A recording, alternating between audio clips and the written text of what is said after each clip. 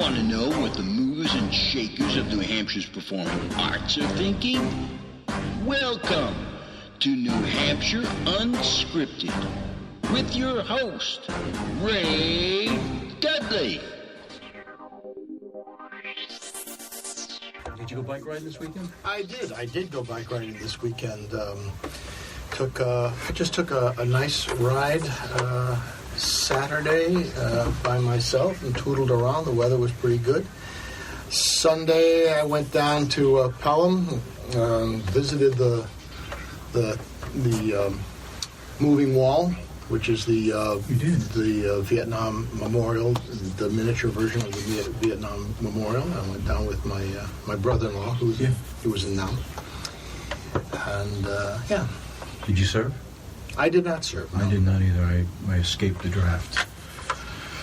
For good or bad, I'm not sure, but it's always good. I don't think I have heard a single story of any returning veteran that would paint any kind of picture that said, "Wow, am I glad I went." So, you know, and the least you can get is, "No, it was okay." And I was there, and it was okay, and I was, you know, in logistics or something in the back of everything. To the nightmare stories that you hear, and the ultimate nightmare, the people who didn't come home. Yeah, that was. I remember it vividly. I was in college, and all my friends were being ticked off one by one, you know, because it was by lottery back then, birth date and all that. And, what was your number? Oh, my God. It was 3-something. And about the time I was getting ready for the lottery, they ended it. I was 136. Really? Are we taping? Yeah. Oh, good. I was 136. I was in college. I was an English major, and I wasn't doing well. I had my deferment because I was in college at 136, and I decided if I wanted to not get drafted, I needed to stay in college. So I switched majors to theater. Did you really? Yeah. Hence the segue. There it is. It's built in. So there I am. I'm in the theater department, and I'm now doing quite well, grades-wise. And I get a call. I actually got a phone call, if you can believe it, from the draft board. It's November, Thanksgiving time, and the lovely lady on the phone at the draft board says, "You have a college deferment." You know, I said, "Yes." "Well, you should understand something. You know, you don't have to be 1A for the entire year. In other words, if you dropped your deferment right now, it's the end of November. You would only have to wait until December 31st. If you don't get drafted between now and then, which was like 5 weeks, then you wouldn't have the problem. And you're 136, and we are literally only up to like 60. I went, "You're kidding." He said, "Yeah." And then you don't have to worry about your college deferment anymore. I said, "Okay, that sounds like a smart idea." 1 week we goes from 60 to 90. In the middle of December, I'm staring at Christmas. We're up to 110. Oh, man. That's the truth. You know, it's one of those things where you're thinking, wow, they tracked me down. They either decided I was a really lousy actor or bad at math. Something, and they're going to draft me come hell or high water. And maybe they figured I was a really good actor, so they knew they would never be able to get me anymore. So, but by the skin of my teeth, we didn't quite make it. I think it got up to like 128 or something. Oh, that's still pretty darn close. So, a little bit of housekeeping. I do want to thank the home for letting us both out at the same time. Absolutely. Right now, it's probably med time and Jeopardy. So, we got a little time before the bus comes and picks us up. The other thing I want to do is I promised Katie Collins I would say hi for you. Hi, Katie. Hi, Katie. She loves you. And we love you, Katie. That is on tape. I don't even know where to start because I'm somewhat starstruck here. You're so well known in the state. Did you ever think you would be this well known when you started out acting and you created Stage One Productions? Is that true? That's correct. Did you ever think you'd? I mean, you weren't the Jim Carrey type to write yourself a check and say, I'm going to get here, were you? No. So, are you fascinated that you've reached this point that you? Well, you have to start with the fact that I don't think I'm famous now. So it's not. It doesn't. I don't think that gets in anybody's mind. There's a point, maybe, for many people. For many people, yes, fame is their track. Somewhere in their life they're going, I'm going to be famous. Right. I'm going to be a star or something. I mean, there are also people who go, I'm going to be the person who cures cancer. Somewhere early on in your life that this is what you're driving for. Always. I was never like that. And many people aren't. And even the people who become famous, at least the people in theater or the movies, you can see a lot of them talk and go, they were surprised by fame. It snuck up on them, if anything else. When you're sitting in some restaurant and you're not doing anything but just having your dinner and you see somebody at a table across the way smiling and they're looking in your direction, they keep smiling and then they keep talking to one another and then averting their eyes when you notice that they're staring at you, and then you go, what is that? And then finally somebody at the table has the nerve to walk over to your table and say, oh Mr. Piehl, we just love seeing you in the show the other night, and you're fantastic, marvelous, and wonderful. And then when it happens several times, you start to recognize I have some sort of impact. Mm-hmm. And that's nice. Now, my impact is very small. It's here in this area. And a great deal of it, in my opinion, I think I'm a fine performer, I really do, but my opinion is also longevity. I stayed in one place for a long time, doing basically one thing, performing. And so in time, just that alone can make you well known, because people see you constantly, or they see your face in a newspaper or an article or something, or they hear about you on a radio commercial. So that helps. That goes a long way. Was your longevity in one place by design? I think so. Unlike many of the New York actors that I hired when I was producing summer stock at the Palace Theater, who were in Manhattan, who were driving towards their professional theater career, when I first started, I got out of college. Okay, I've got to do something, and I wasn't sure what to do at that point. A close friend of mine, who was all gung ho Hollywood, said, "We got to go to Hollywood. Got to go to Hollywood." And I had a car, so we hopped. You know who's driving? so we hop in my car. My buddy was Neil Mandel, and we hop in my car and we drive to Hollywood. We lived in West Hollywood I lived there for 3 months. And he's running around and he's trying to get classes and he's getting involved, and he literally got himself a job parking cars. Now, he did have some connections out there family-wise, and so he was able to make a few things. And I was just sitting on the front stoop. I was living just off Sunset on La Brea, and I would walk up to Sunset at night and watch the people walk by. And, people were friendly enough and chatty enough, and you'd get to meet somebody, and they would be talking about how everything it's all going to break tomorrow. It's going to be great. They've got this guy, that agent, this audition, or that thing going, and it's all just about to occur. Mm. And then, a week later, you'd meet somebody on the street, and you'd say, "Hey, I haven't seen Bob anywhere." "Oh, he's gone. He left town." "Why?" "He just couldn't afford it anymore." And, who was all going to break, and then they're gone. And then you talk to people, at least the people I ran into, say, so, you're from L.A.? No, God, no, I'm from Ohio. Okay. And everybody I met was from someplace else. Anyway, so I'm living in this big city, and I'm hating it every day. And I have no idea which direction to go, who to talk to, what to do.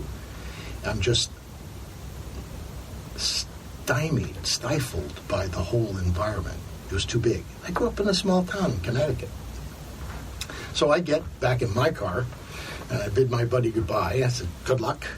And I drove home by myself, across country, got home, and then basically said, okay, I at least have some sense of New York and auditions and stuff. There seems to be a system here, a pattern here. So go, do that, see what happens. And I'm in New York, and it took me no time at all to recognize that it was no different from an environment than L.A. It's a big city, and I just couldn't handle that lifestyle.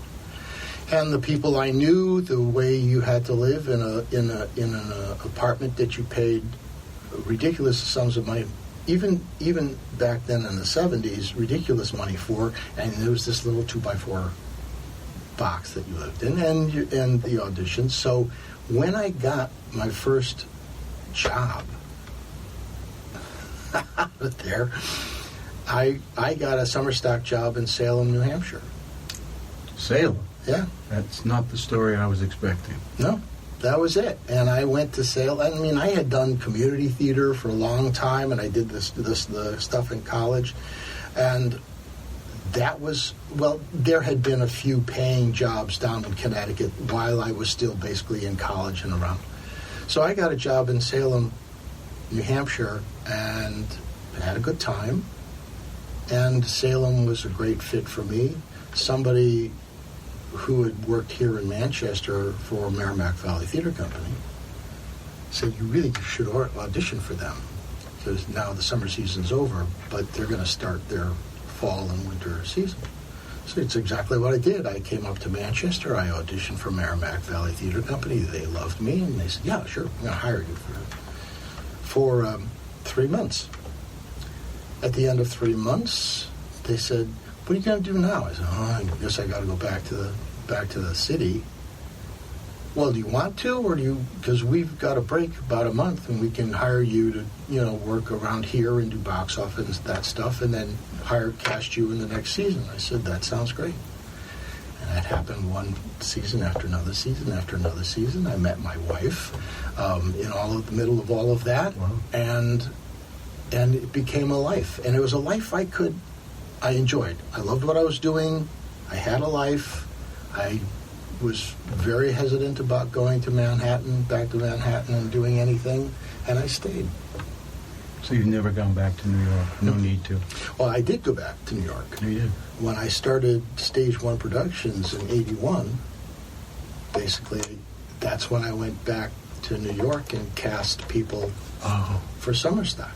So now I'm in the city on the other side of the table. So now I'm watching guys like me come through the door. It's amazing, and I tend to be a very empathetic sort of person. So you're sitting there at your table, and you've got your papers, and you've got your choreographers sitting over here to your right, and maybe another colleague of yours to the left, and you watch this 20-something person show up. This is a non-union audition for summer stock in New Hampshire, and they are scared to death. Some of them are just terrified. You could see them. You're trying to say, breathe. I watched people who were standing there, and you could see that their hands were turning blue. No kidding. From fear.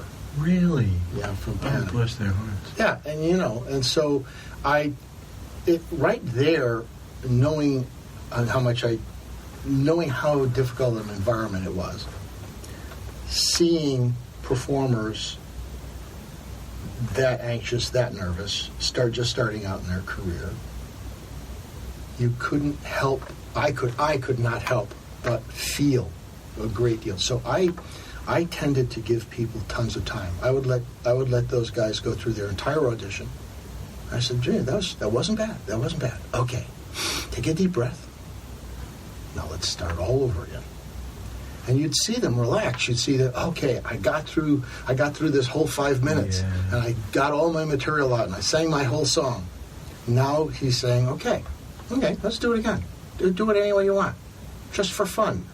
Just do it for fun. And you'd see their hands start to get blood back in and actually have their pulse working.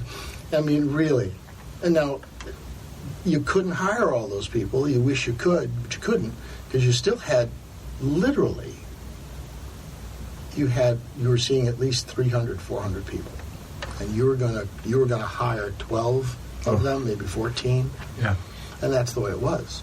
But you gave them this thing, and I can't tell you how many times I got thanked. Just thank you for that. Thank you for giving me the chance to get at a point where I could relax and actually feel like I was doing what I'm supposed to do. Mm. And that attitude is what I put into the productions. When the people came up from New York and were here, a couple of things happened. First thing was, if they had any experience up to this point, the experience tended to be, they did a show at some theater that operated out of a high school, in some high school auditorium, or some barn out in the middle of nowhere, or some little black box theater in a city someplace. They walk into this 875-seat Palace Theater that has been renovated, and they walk out on this huge stage, and it is, seating-wise, it's not comparable, but from a feeling and sense, it's comparable to many theaters in New York. And so it was, their first impression was to go, oh my God, I'm on a real stage. I'm on a real theater. And then treat them like human beings. And so we had this great reputation. We had a great reputation in New York. People wanted to come and audition for Stage One because they heard how well the cast was treated, how beautiful the theater was, and of course, New Hampshire, you can't beat New Hampshire. And there was always George Piehl. Yeah, but you know, it's funny, but I have no idea who he was. Say that again. I have no.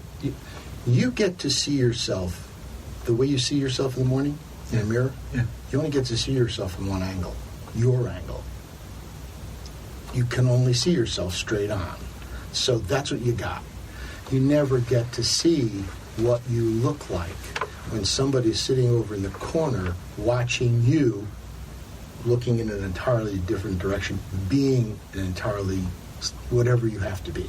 So no, I have no idea who I was. I mean, it was the same way in college. It's very, very funny. I was having this conversation with my wife last night. We got into a heavy conversation about Vietnam and the war. I went to the Pelham Wall with my brother-in-law, who was in Vietnam, and listened to him and the way he talks and the way he gets upset, and he's able to put on his Vietnam hat and go to something like this once a year, and that's about what he can handle emotionally. Mm-hmm. Otherwise, there's no real talking about it. And I've had several friends who were in the same boat. I had a friend who was a helicopter pilot in and a few other people who were in just serious harm's way. And it takes something out of you. It takes some of your humanity away. Anyway, so we were having this long conversation, Jean Marie and I, about that. And I was saying, you know, I was in college and this is what I was doing, and I was in the theater department, and I was talking about my perception of myself now, looking back, was I was arrogant, and I was playing some sort of role. I was playing the part of George Piehl, my impression of what he was supposed to be. And I have this wonderful image of myself strutting down the hall in the theater department. I remember this well. I had a long leather coat that I would drape over my shoulders. This is like a caricature of... Absolutely. I mean, when I think about it, I think, wow. And I actually did that. I actually walked around like that. And it's funny, but it was, it was who I thought I was supposed to be. And maybe who I felt I was. Don't know. But you go through, your whole life is like that. You go through and you're doing summer stock and you're the star in all the shows and you're thinking, wow, ain't I special? And, and all of that stuff. And then you get married and then now you're a different person. Now you're a new person. And so now you're going, oh my God, I've got a mortgage and I've got responsibilities. And then, now I'm the boss, I'm the producing director. All of those people are all different people. And so, no, I can only say that in honesty that I would like to think that I was always kind. Tried to be kind, tried to be fair. And I always felt like I understood other people's pain, especially in my environment, in my business. I knew how tough it was. The ability to be empathetic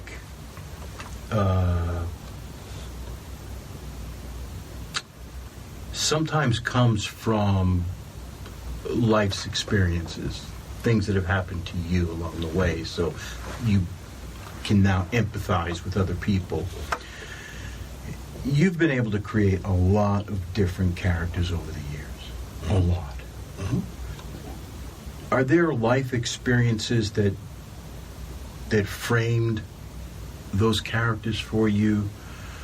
I mean, I have things in my life which I won't get into at this point, but that really enable you to bring those experiences on stage, almost to where you need those now have to get out. They work on your subconscious, they work on your psyche, and now it's almost as though acting becomes very cathartic for you. Did you find that at all, or were you just always a happy-go-lucky actor and you just did whatever life brought to you?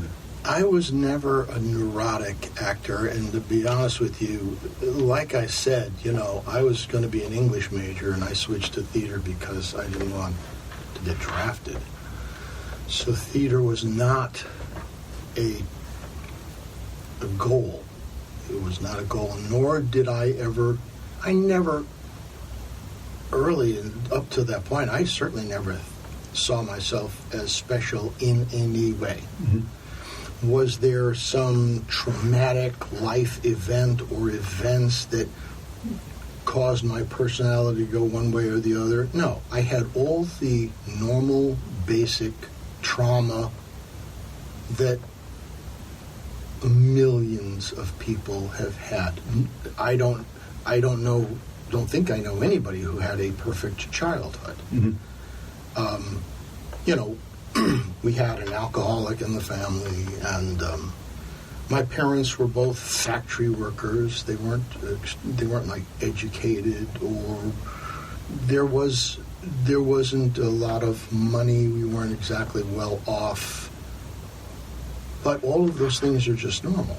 And your life, my life, to me, was, this is what normal is. This is a normal life. Mm-hmm. And I'm very fortunate for it, because my parents were loving, and even though my father had a drinking problem, he was also the kind of person who said, and I have to work, and I have to support my family.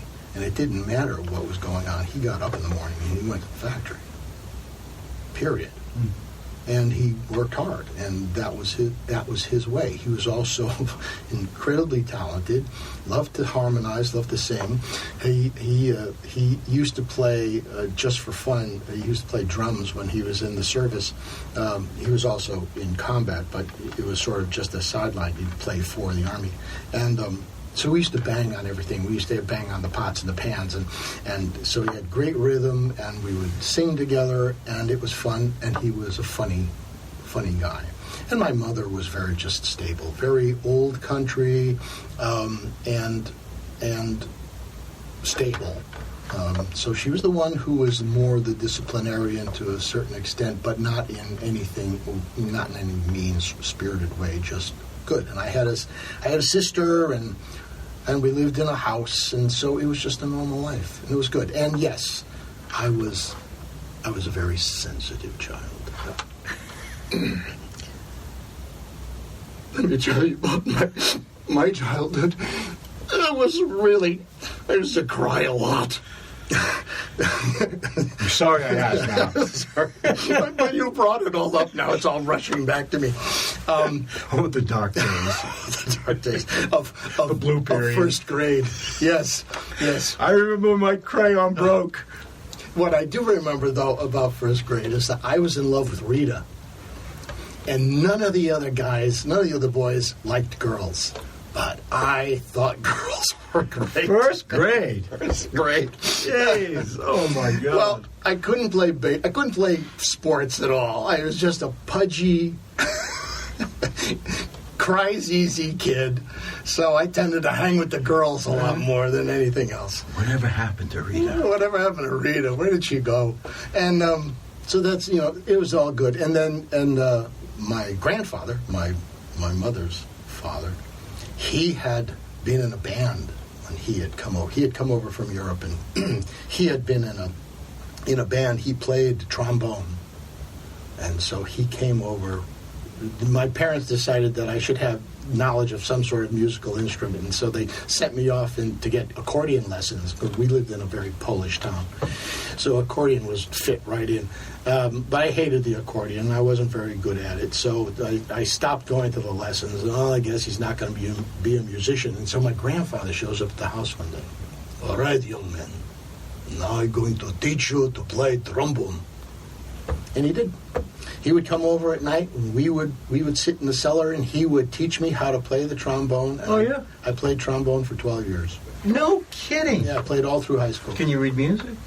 I could read trombone music, so yes. And I have a clue what that looks like. Is it different? Well, it's all the same. So. You just know your key, and you know what the stuff is. And I was pretty good. I wasn't that good of a reader, but I was great in jazz band, because when it came to not having any music in front of me, I had a great ear, because I spent my life harmonizing with my dad. So picking up bass lines and all of that stuff was just a breeze. So, my life was good. It was a wonderful life. We were hunters and fishermen. Really? Yep. And we went camping. My father had his, I don't know whether he picked it up afterwards. I'm sure you could. The big old Army tents. They look like little miniature circus tents. Yeah. And that's what we had. And we would go places, and we would pitch this huge tent, and we would camp. My sister and my cousin Diane lived with us for most of my life as a child. And it was great. Wow. That was all down in Connecticut? No, we used to camp. We used to come up to New Hampshire. Oh. My father loved New Hampshire, and we would. He had.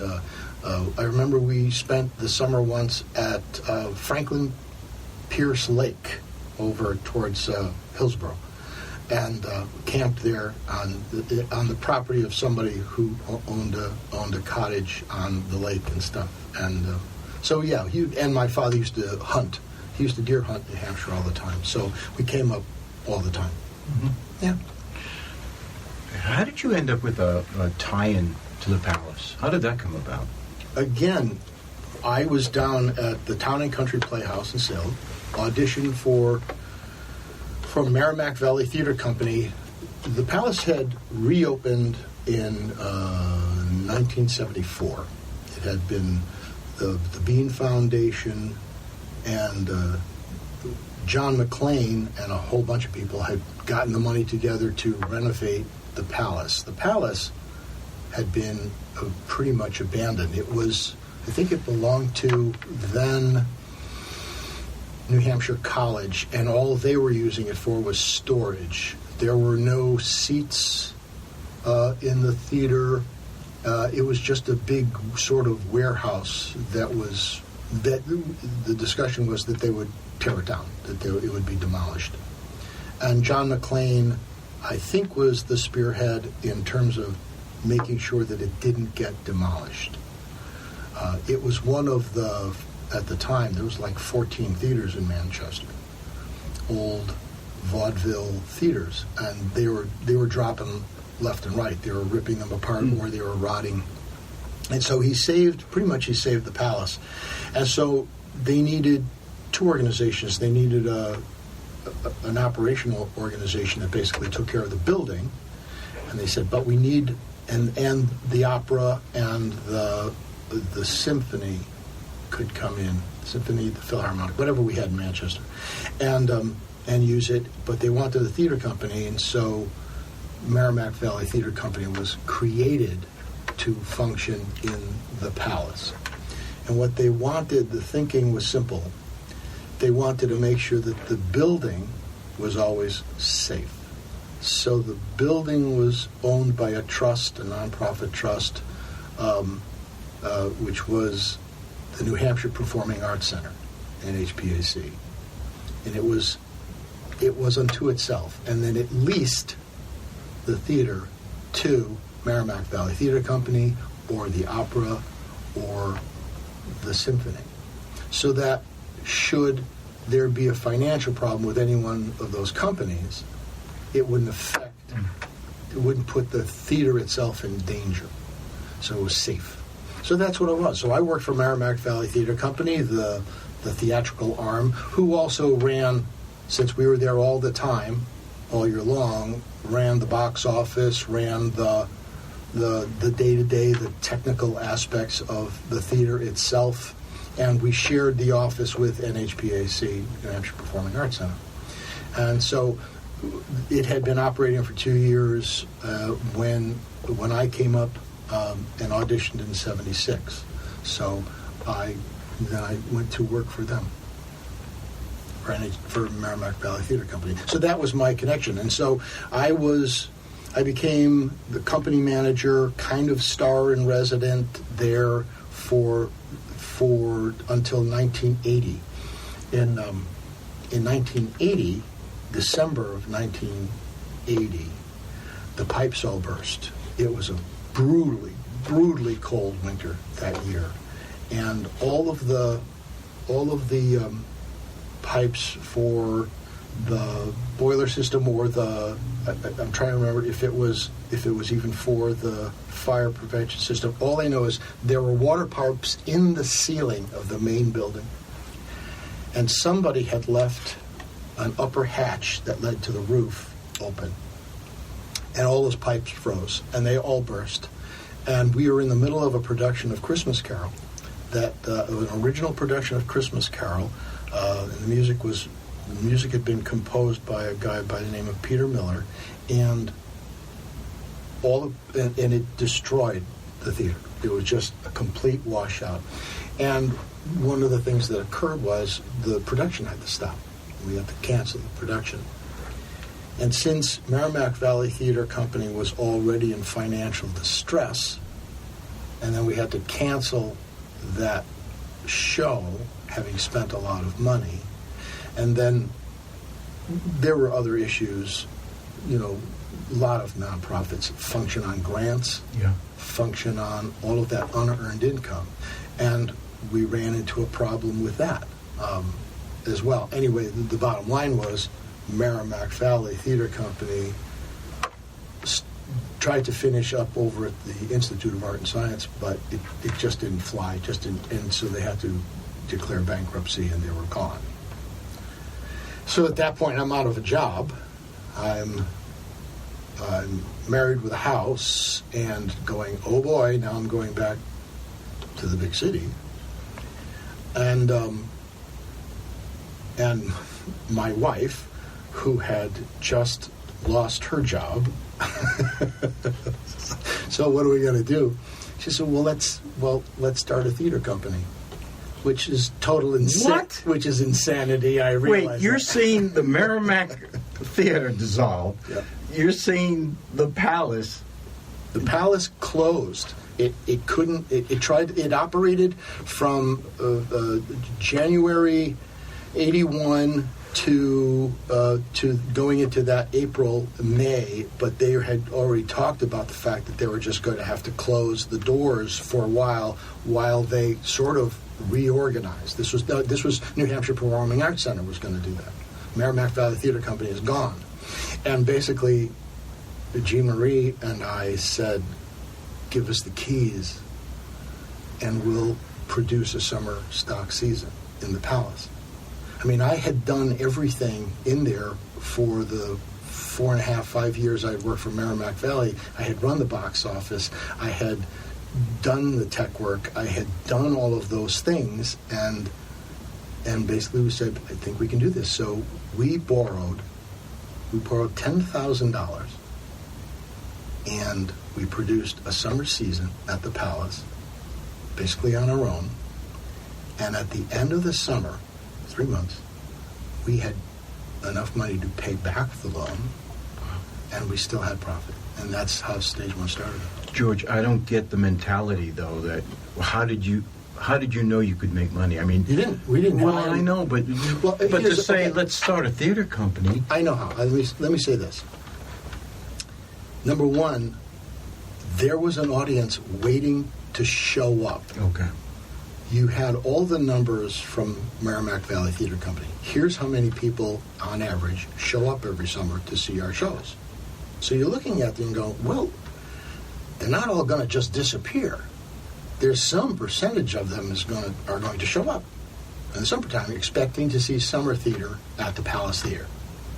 So we looked at those numbers. We had that mailing list. We basically bought anything that Merrimack Valley Theater Company had that didn't cost a lot of money, and we were treated very, very, very well by the board of Merrimack Valley Theater Company in terms of they saw what we were trying to do, and they were extremely helpful.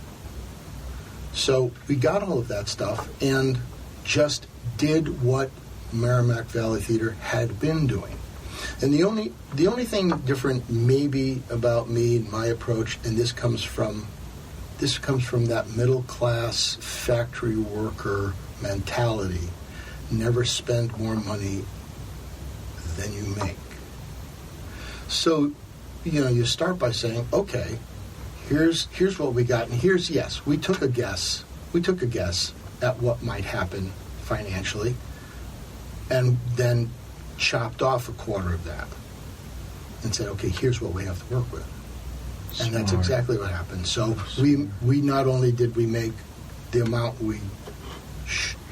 that 25% extra, but 25% over that. Yeah.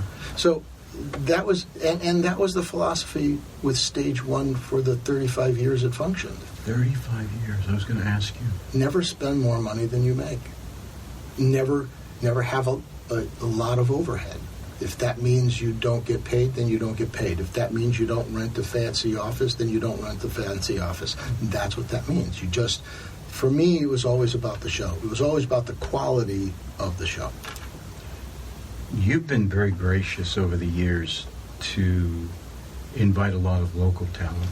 There's a lot of folks who are very grateful to have shared the stage with you locally. I'm talking folks who have not done the New York thing. Mm-hmm. Was that by design as well? Or did you just one day say, I got a friend who's doing theater, I want to bring him in? But I know a lot of people who if I say I'm talking to George Piehl, or I did forum with George Piehl, they go, George let me do a show. George let me come in and do a thing. What was the thinking behind that? Just a favor? The only problem I have with your question is when you started by saying by design. I had no design. Uh-huh. ever. That's what I never knew how to make a design. Okay. I never knew how to make a plan. I didn't have any plans. Except to start a theater when the theater's busted. And just put one foot in front of the other, which is how I sort of lived my whole life. And I know, and maybe if I was one of those people who really could look, who was a forward thinker, who had a plan, who had a design, Stage One could have been bigger, better, faster, greater. Don't know. All I know is I was not capable of doing it. All I was capable of was performing and trying to make a quality show. So, not by design, but by the fact that it was necessity. You can when you hire people out of New York, you have to pay them, and you have to house them. And I was doing that, and that's a cost. And so if you're living your life on a, hey, we got to make sure that we keep things keep our budget as small as possible, then, and you've got somebody here in Manchester or Nashua or in Concord who's a very talented person. You see that in their community theater productions. You go, well, why wouldn't I want that person to be in my show? And so what was happening was, yes, for the most part, the summer season was the prime cast was out of New York. But then, we were doing big musicals. And so you've got all the kids that you have to get for Music Man. And what you get along with all of those kids for Music Man are all their parents. And so you go, yeah, and it's so much fun. People who are just in it for the fun do have a sort of different outlook and approach and feel. This is not to put down New York people or anything like that. They're great people and they're a lot of fun, but yes, they have a slightly different mindset. And so the people who are there, who are enjoying this process every minute, and they're so thrilled to also be on stage. Never mind being on stage with me, being on stage with 10 people from New York, all of whom seem to be so intent on doing it right and doing it professionally. That's a real thrill. And it's also a learning experience. You get to see what it's like to be with people who just want to do this. They don't want to work at a shop, and they don't want to work retail. This is kind of their life, and it's infectious. You see their excitement and their commitment to it, and a lot of those community people also discovered, wait a minute, I think this is what I want to do. We had people like Jennifer Simard, who was, starting performing with me when she was 7. Was doing the dinner theater shows with me when she was 14 and 15, and started doing the summer stock when she was 17 and 18. And now, she's been on Broadway, and she's been off Broadway, and she had this great New York career. And so, yeah, and she has said to me, all the things that I learned along the way from you, from Bob Shea, who was running the Palace, and all of that staff, that brought her up. But you start with somebody who's just here. Sarah Silverman was an apprentice for Stage One for a summer season. No kidding. Yeah. Bill Hardery. There were people. Yeah. I had, and then there was also the people who I hired from New York who went back to the city, and I have friends who did the leads in Phantom of the Opera, Les Mis, Cats, all of them who had worked for me and then were on Broadway doing major roles in Broadway shows for years and years and years. They still admit they know you? They admit they know me. Let's get into some mechanics. You have 35 years with Stage One. What's it take to be to have some gravitas on a stage? As a mentor, put on your little mentor hat and If you were to tell somebody, look, you want to be seen on stage, you don't want to just end up being a tree or come across as a lamp. This is what you should do to have some presence on stage. What would you offer for that? Well, we all have different opinions, and so this is only my opinion. Disclaimer. Yeah, it's like finding a good acting teacher or a good vocal coach. You can go to somebody, and they may not be right for you, because there are lots of different opinions of how you get from point A to point C, and what you have to do in between. We have people who believe in the method acting, and people who believe in technique. And if you're into Stanislavski, fine. That doesn't mean that if you didn't study under Stanislavski, you could never be a great actor. There are people who had entirely different approaches to acting and theater, and they were just as good for the people they were good for. So, in terms of presence, I tend to believe that some people have presence and some people don't. And presence is not a talent. I don't believe presence is a learned tool. I think presence is just something that you have. You see it in politicians. Some people glow. They don't have to open their mouths. They only have to just step up to the podium, and there's something about their demeanor, their presence, their energy, their look, their feel, their something.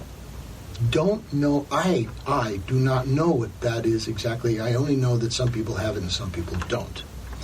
You look at a chorus line of people, and I have found inevitably, you'll notice that there's one or two people that you keep gravitating to. You don't know why. Something in them. Now, yes, all of the technique that goes along with that, if you've ever been in a pageant, they keep telling you, smile. Smiling makes a difference. Having your face, the expression on your face always alive makes a difference. So yes, being in the moment, being alive, that is the essence of presence. You seem to always have a light inside you. And not only do you have a light inside you, but it's shining out through your eyes and through your smile and through your body language. If you have a light inside you, but you've got so many walls up emotionally or physically or whatever that the light can't come out, well, then you don't have presence. So yes, it's about letting go. It's about not having those restrictions that we tend to put on ourselves, that society puts on us about acting properly, don't act silly, don't be stupid. As a kid, if you've got somebody constantly saying that you have to stand there straight up, look proper, don't play in the mud, you don't learn to let yourself go. And if you're in a place where people are much more open-minded, free-spirited, people who laugh, when there was laughter in my household when I was growing up, and there was fun. Not just my parents, but my grandparents were that way too. As much as they had come over from Russia, they just laughed. I mean, there's my grandfather playing the trombone. He had started actually on tuba, but he was having a problem with it took so much lung capacity, and he was a small guy, and so he shifted to trombone. And my grandmother, I never saw a woman laugh so much. She was the kind of person, she was that classic chubby grandma who just laughed and had this wonderful, infectious, fun, open laugh. And so you got to say to somebody, let whatever you are out, let it out, let me see it. Don't be afraid. From a technique point of view, okay, those are the techniques. Make sure you're smiling. Make sure you're upbeat. Make sure you're letting things really come out. Don't hide back there. So how do you not hide? You not hide by being very confident about the material. If you don't know your monologue in your audition, don't do it, because what happens is your insecurity or your lack of absolute clarity comes across as just not acting well. You said all the lines, but they didn't have much life to them. They kind of looked dead. If this thing is so ingrained in your brain that you could recite it backwards, great. Then you're not thinking about it when you're auditioning with it. That's just words coming out of your mouth. Your brain is functioning totally on the emotional level of feeling. Yeah. Feeling everything and expressing it and doing all of the good things that are a technique or whatever you have to do, and you're not even thinking. Not any thought goes into what's the next word. Mm-hmm. So yeah, those things help. And can you train yourself? Can you train yourself to have presence? I think maybe you can. I wouldn't know how to help an actor do that. I seemed to have presence, but I will tell you, part of me goes, I think I had presence because it was all just so much fun. Mm-hmm. I was always having fun. Being on stage, being in front of people was just a hoot. I was having a great time. Me, George. So the character, who's really me, is having this great time. Yeah. And that brings with it a certain amount of confidence. And that confidence, I think, helps. I remember watching you in Forum, and you were having so much fun. I saw you in Men of La Mancha, and I could tell, even in that drama, you were having fun. And I think that's a huge component, that the confidence brings fun. It's very circular, and the more fun you're able to have, the more confidence you show, you exhibit, and then you can have more fun because you're freer, and around the dance goes. Right. I want to talk to you about memory, because I'm 64, and over the past few years, I've been... You look so much older than that. Older wasn't what I thought you were going to go, but I love Ray. Right, you folks don't know this, but right now he's holding my hand. There goes the G rating. There goes the G rating. Down the tubes. I've been watching my dad slowly fade away. He has Alzheimer's, and I don't have a fear of that, but I do, as I'm growing older, I'm more and more consumed with the brain and memory. And I was listening to a podcast today by a gentleman who mentored the X-Men in one of their films, and he's spoken with Bill Gates and the folks from Google, and he teaches a lot of CEOs, and he was listing 12 tips for memorizing scripts and lines and poetry. Did you ever have a difficulty? Did it always come naturally memorizing? Did you have certain techniques that you would offer to people? Some people like to write stuff down, and some people like to record it. I never did either one of those, but yourself, did you ever? No, I never thought of myself as having any particular technique. I used several of the things that people do. I never did actually write down my lines. I knew several actors who would literally write out on cards or on paper, write out all of their lines. And yes, and I understood the concept completely, because in the process of having to actually take pen to paper and write out your line, it was a piece of the puzzle. I tended to only maybe be able to, or it was my choice, start to memorize lines within rehearsal. But within rehearsal, I attached my movements and my emotions, because I started right off the bat finding the character and going with something, anything. And so those things helped me to remember the lines, the words to a certain extent, because they were attached to movement and they were attached to feelings and to moments. I also you would go in rehearsal and you would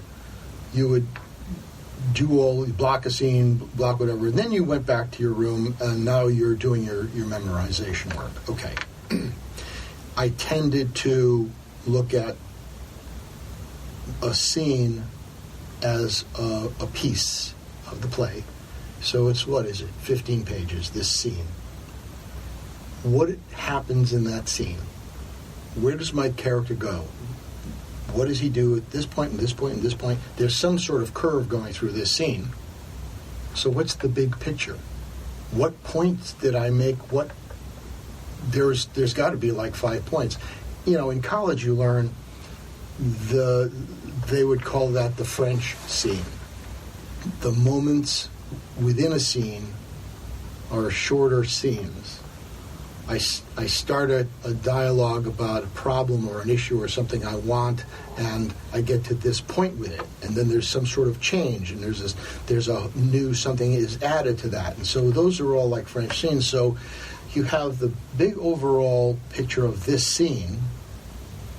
We start here, we end here, and this is what has to happen. And then you go, and here's the 5 points that have to be made within that scene. If I know that, if I can remember that I go from A to B to C to D to E, then even if I forget the dialogue, I could very well possibly sort of ad-lib an entire scene and making kind of the points that had to be made. Okay. So my brain has this big overall picture, then has these sort of little pictures, and then I'm starting to memorize the actual words that are getting me to that first point. This is how I say it, and this is what happens, and on and on and on. I have been accused by my closest friends of doing some ad-libbing within Really? scenes. I hadn't heard that rumor much. Or lately. I never understood it myself, but so part of my whole system allowed me to sort of do that. Now, there were people who go, I really need this cue word because my next line is based on that particular word, so you better... George, get there, please. You better say that damn word. And for all of you out there who I've left hanging in that horrible limbo reactors call the quiet moment. Yes, I apologize greatly for that.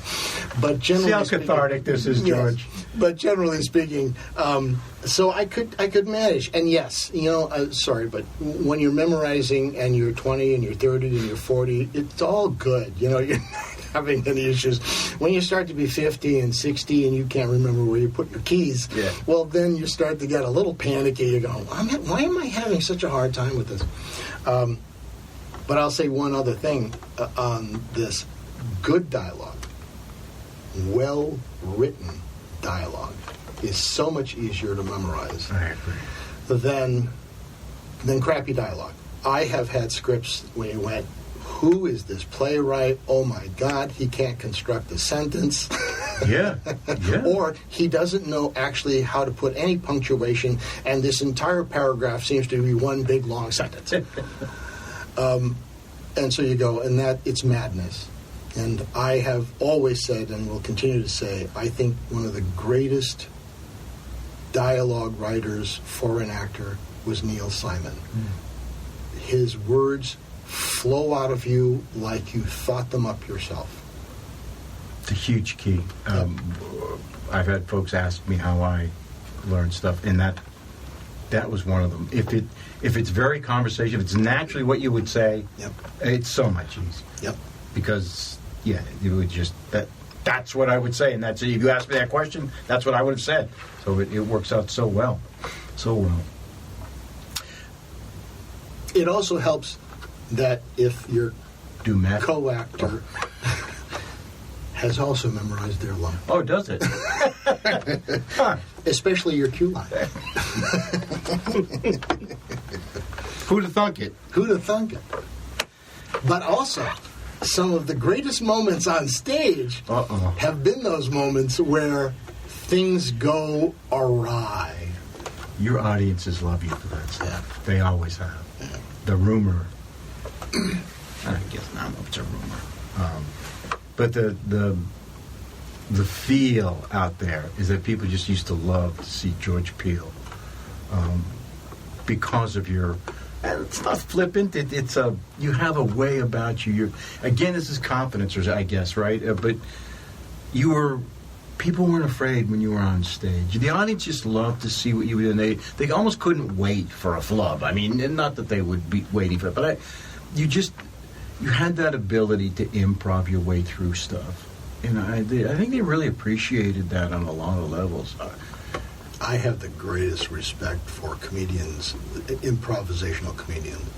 I think it's just brilliant. You have to be so on when you watch those guys, and you go, they are so fast, so sharp. Obviously one of the greatest comics ever was. There goes the mind. There goes the mind. I'm actually. Can't believe it. Thank God I own the edit. I love Jim Carrey for his face. Man has an absolutely brilliant face. But, and all I can think of is Mork. Robin Williams. Robin Williams. You just watch him. Yeah. You just watch him on a talk show. You watch him being interviewed, and the interviewers cannot keep a straight face. They cannot contain him. And you just watch Robin Williams and you go, what a mind. What a mind that man had. It's hard to follow. Yep. He is one constant stream of consciousness. Mm-hmm. And it's so untethered. He can follow so many tangents. Yep. It surprises me that he never had like an aneurysm on stage as he's trying to just blow through his routine. Because he just had that ability to you could almost just throw a subject out there and he could go off for 15, 20 minutes. Yep. Yep. And he was brilliant because he could make references that, oh my God, yep. They either went over your head or you got them and were stunned. Yep. Smart man. So memorizing is a big thing. And yes, I have found as time progresses, it's harder to do some memorization. What I had going for me for a very, very long time was I was doing a minimum of 8 to 9 productions a year. When I was I'm doing summer stock and I'm running the dinner theater at the Chateau restaurant. And so basically my year was full. And so I was constantly having to memorize dialogue. And like any muscle, when you're doing that, your brain starts to just get into that pattern. Learn it, perform it, throw it away, onto the next thing. Learn it, perform it, throw it away, and onto the next thing. And that's the way it was. And you have all of this exercise going on in your brain. So I found that was good. When things started to slow down, when I stopped producing at the Palace in the late 90s, then I had this freer time. Now, yes, I was still performing in other theater companies, doing summer stock in other places, but it was easier. It was smaller because I didn't have 10 other things that I had to be taken care of as the producer. And then when the Chateau closed, and I stopped doing dinner theater. So for the last couple of years, it's been like I'm not exercising that like I used to. I still performed. I performed at the Palace, and I performed up at the Barnstormers. I performed at the Algonquin Playhouse. So I was still doing stuff, but it wasn't the same intensity, and it wasn't the same volume. Mm-hmm. The Chateau is a memorable time in your life. Mm-hmm. That was a crazy place to perform. Yep. The audience is literally split in half. Split in half. You had to come up with some very innovative designs. Yep. To get things. Did you enjoy that period of time, or was it? I loved it. I there was nothing quite like it. It was for the audience who doesn't know, it was what I would call a modified round. So I called it Theater in the H because we literally had audience on just two sides of us, and then the set, which what little we could do set-wise, was on the other two sides. So everything for the most part was played in profile to the audience, but the actors could turn to one side or the other and sort of do a face-to-face. The good part of all of that was it was so intimate. The audience, all of the audience was close, and that intimacy created a wonderful environment for comedy, and certainly a great environment for ad-libbing, because I had plenty of times when the audience was talking to me and cheering me on, or trying to get up on the stage and perform with me. You're killing me. Oh, wow. But it was a great environment, and what's interesting is it was created. And again, we talk about having a plan. At the time, I was just looking for a place to perform, and I went to the Chateau, and it was one of the few function rooms that didn't have any obstructions like posts in the middle of the function room at that time. And this was 1981, but the problem was, if you put the stage on one side, then it would have been a long, narrow room, and the audience, if it grew, was going to be a long way away from you. There would be parts that would be too far away, in my opinion. So I thought, okay, how do we put this in the middle? But the middle was narrow, the middle was tight, and so you couldn't there was no way to make it 3/4. It just wouldn't have worked either. So I said, okay, well, we'll put the stage here on this side, and if we have to, we can play to one side. But even when we started, we recognized that we had plenty of people and we could have tables on both sides of the stage. So I said, well, we'll see how this works. And then it just took off. I mean, just year after year. And yes, did you have to be creative with the production? Did you have to be creative with your blocking? Yes, and there were shows that we couldn't do because of the limitations of being able to go out one door and not be able to come in the other door. The funny part is there was some plays where I decided I was going to make that happen, and you have to understand, it would be very funny. From the audience point of view, they're just looking at a stage, and there's doors on the left and there's doors on the right. And they would watch me go out the left side door and disappear.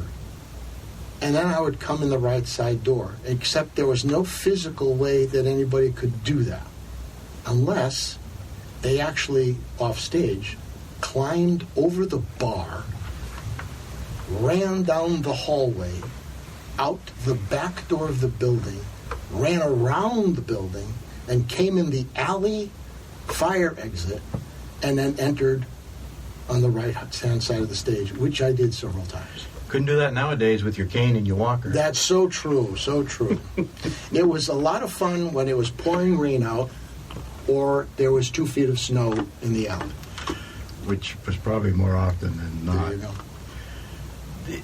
All the shows you did at Stage One, is there one that you look back with very fond memories? It was just a treasure to do. Everything fell into place. It's a great cast, great set, great everything. I mean, you must have some really fond memories from back then. Yes, but there is no one. Yeah. There's different types. There's different types of plays, different types of comedies. I cherish On Golden Pond for its humanity, for its sensitivity, for its depth of emotion. And yet I also loved No Sex Please Were British for its totally farcical, wacky, over-the-top sort of feel. And all of the plays that were like that in between. You just got to do, it was just the material. I loved doing Neil Simon. The Odd Couple was just a joy to do. To play Oscar Madison and have a great time with that. And I got to play opposite several people who were also really, really brilliant. Many of you know of Scott Severance as an actor in New Hampshire, and Scott and I got to play the Odd Couple opposite each other. He was Felix, and I was Oscar, and we just had the time of our lives. So Scott and I have gotten to play opposite each other in a couple of... We did a funny thing happened on the way to the Forum, and we have been in different roles, but we've gotten to play those things opposite each other, and always had a lot of fun because, well, Scott has slightly the same deficiency I have. He tends to ad-lib. Huh. So when you have two ad-libbers on stage, anything can happen. Really? Yes. It seems like a loaded situation to me. It's just a stick of dynamite waiting to go off. Yes, absolutely. You have, I see you lately doing some commercials. Mm-hmm. Is that something you like? Do you enjoy the digital side of life? Again, all things that actors do are part of what you have to do. I mean, I enjoy all aspects of theater. So I always enjoyed doing voiceover work for commercials because I got to do voices and be somebody else. There's really not a lot of difference in that. Television commercials were the same thing, and it was a source of income. At the end of the day, you're doing it because it pays you. And so I was fortunate enough, having chosen the life I chose, not being in New York, I never had to wait tables. I never had to do temp work. I was able to make a living and a life basically from theater. Now, yes, did I do several aspects of theater? Yes. Not only was I an actor, I was also a producer. Not only was I a producer, I could also direct. And plus, I would do radio commercials, and I would do some television commercials, and all those pieces and parts came together to make sure that I had a living over the years, and that I wasn't completely and totally living off my wife. God bless her soul. What I've put that woman through.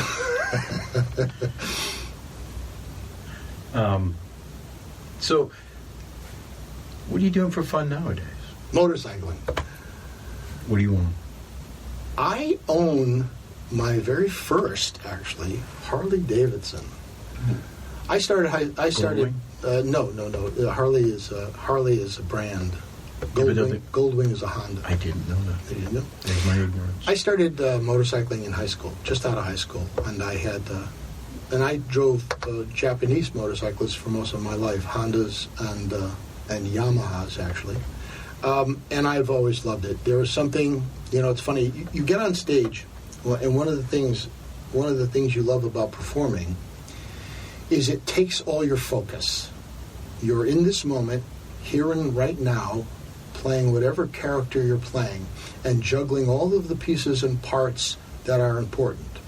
Your blocking and your emotions and your props and your entrances and all of that stuff. And so the mistakes always happen when you become distracted. So you learn, don't get distracted. You're focused. Says the end. And if you're the kind of performer who plays the moment, you're enjoying all of that wonderful feeling of that your character is alive and real. It's how I feel on a motorcycle. You can't just sort of sit back and relax. I see so many people sitting in their cars, on their phones, one hand on the wheel, the music is playing, and they're just sort of cruising around at 60 miles an hour, and they're an accident waiting to happen. Yeah. You don't want to do that on a motorcycle. If you're smart, at least. You don't want to do that on a motorcycle. So you focus. You focus on everything that's happening. It doesn't mean you're not enjoying the moment, but you're in the moment. Looking at what's happening in front of you, looking at the condition of the road, looking at what the other traffic is doing every second, but you're also smelling the spring flowers or the cut lawn or the pasture when you're going through farm country, all of that stuff, and you feel the sun on your face and you feel the air flowing over you, and you're working this piece of machinery, and you're working it very, very well and very consistently and very focused. And I love all of those things about motorcycle. I had a period of time in my life where I had the opportunity to learn how to fly. I had a close friend who was a pilot for U.S. Air. His name was Russell Lee. And he asked me one day if I wanted to learn to fly. He had his own airplanes and things. So he taught me to fly, and flying was the same thing. You got in the airplane, you got in it prepared, and you knew how to handle it, and you stayed focused. And so you were in that moment, and you had to do that. And you were in control of your own fate, because you're at the controls of this machine that you are making do things that are not normal. And so, when you're up there at 3,000 feet, you go, and the only thing between me and the ground is gravity and my ability to make this machine overcome those things. And so I love that too. Except that flying is a rich man's sport, and I was anything but. I was just a starving actor. So. Did you have a license? Did you Yeah, I got my your pilot's license. Yes, and I had the foolish for a very, very, very, very brief period of time. I was foolish enough to think that I could actually own an airplane, but it didn't take long for me to recognize that I could not afford the upkeep. So that was very short-lived. Wow.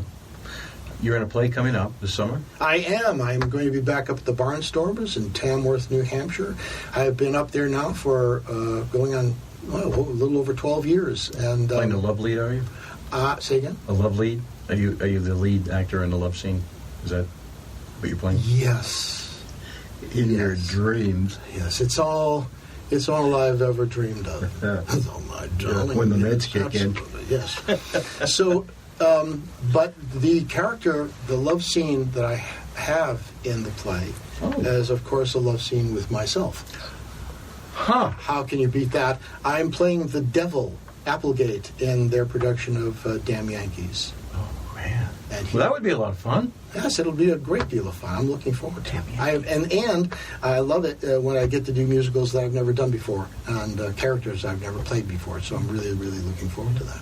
Well, there shows that you didn't ever get to do in their 35 years that you were like, man, how did I miss that one? I would have loved to have done that. Because it seemed to me you'd pretty much cover. I've done a tremendous amount. I really, really have.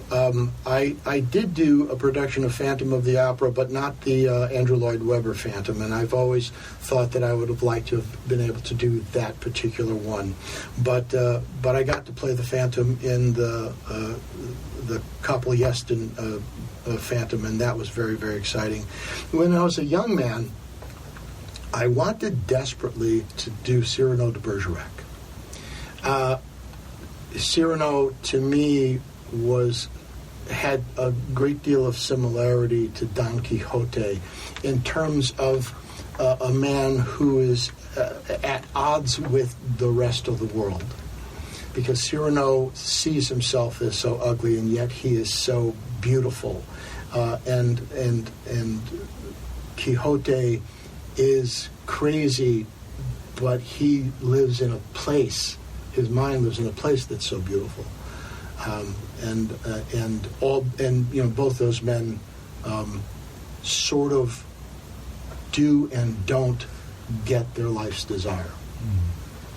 So, my favorite character though of all time is Quixote in La Mancha, but I love playing Tevye in Fiddler on the Roof. Yeah. Because that man is just so alive, and he is my grandfather. My grandfather came from a little village in Russia, in the Ukraine, I should say, and he got out of there when things were turning very, very bad. When all of in the late 1800s, when things were starting to get terrible, he literally walked across most of Europe to get on a boat and come to this country when he was 16 years old, all by himself, didn't have a penny in his pocket, and he lands at Ellis Island, and he comes here and he makes his entire life, and it's just an amazing thing to happen. It's incredible history. Yep. When you think about it. Yep. Boy, some of us can't hardly even get through a day. Right. It makes you really appreciative for what we have nowadays. Yep. Okay, so I think that about covers most of what anything that you want to say to anybody or bring up? We haven't talked about you at all, Ray. We don't. I purposely do not. I appreciate the offer, though. That's mighty kind of you. Got things you need to hide, Ray? Well, my parole officer doesn't know where I am, so I can be careful there. No, I want to say at the end of the day, I appreciate everything that I got to do in theater, but so much of my theater life was luck. The luck of being in the right place at the right time, meeting the people that you meet, the people who helped you, who support you, who trust you, who make it all possible. You were talking about, it could have worked with just professional people, and was there a plan to work with community theater? Not really, but the truth is, community theater is a group of people who helps you because they love what this is. They love the theater, not as a career, but as a thing in their life, a joy, just a joy. Mm-hmm. And when their willingness to go, yeah, I'll help. You got a problem? Yeah, I'll help. And they'll be there for you. I mean, you see it all the time that somebody has a problem and they're in a production. Who do you call? You call your friends, you call other community theater people, and they help. They come to you. You can't beat that. Yeah. It's family. There's that whole big community theater family.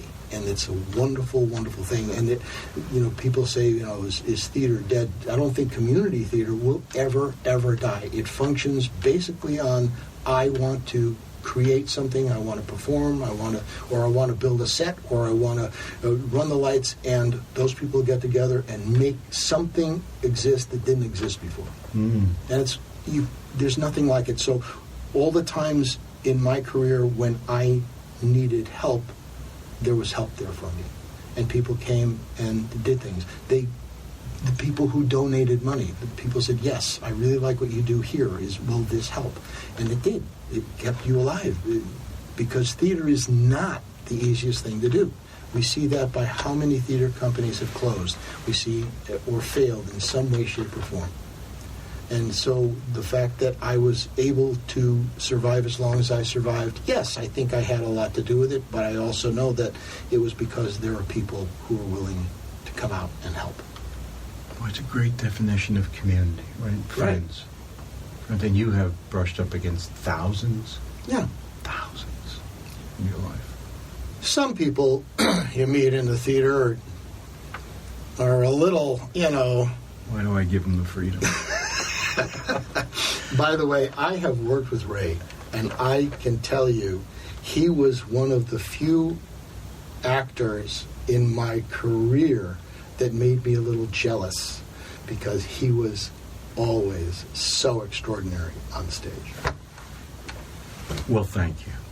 You didn't need to say it. Here's your dog. Here's your money. Not as good looking as me. Well, that's difficult. That's a high bar. That's a high bar, buddy. Well, thank you. Thank you for coming in. Oh, yeah, he's holding my hand again, folks. He won't let go. Table. Right, Above right, the table. right. Let go of my hand, right. I love you, man. I love you. Thank you for coming by. My pleasure. And there you go. Another great one in the tank. That one's going off to the memorial. Have a great day.